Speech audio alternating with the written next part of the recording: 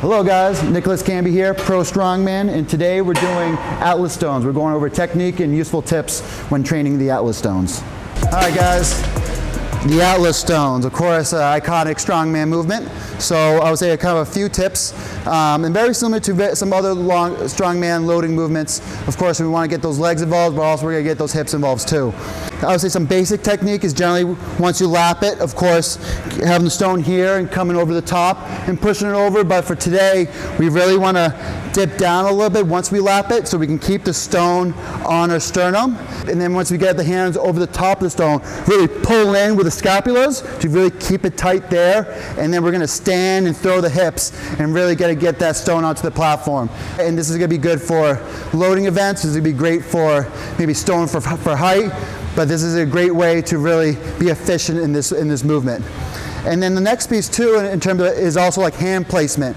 So I see different ways in doing it, but we're gonna use tacky today, and we're gonna use some spider tacky, which is some of the best tacky out there.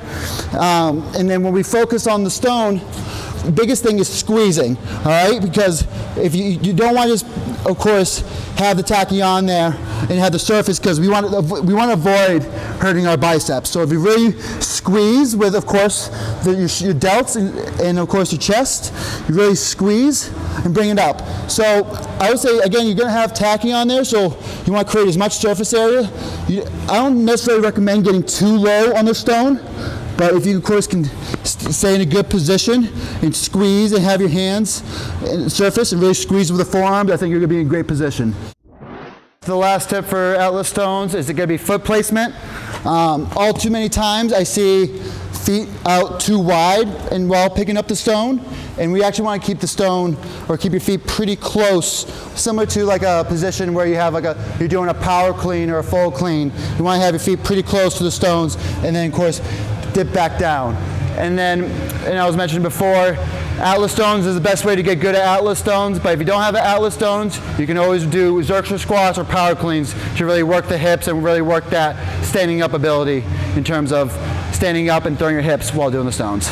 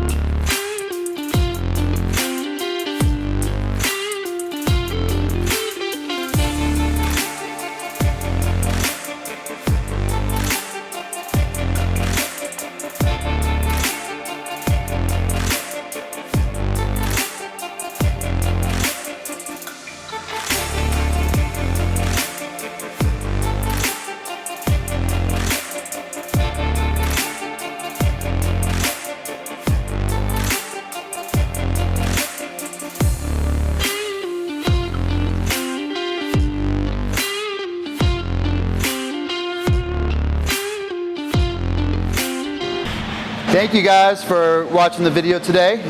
If you enjoyed the video, you can follow my other pages for strength-related content. I'm Canby Dude on Instagram, Canby Dude on YouTube, and Canby Dude Canby on TikTok. I hope you guys enjoyed, and of course, stay strong.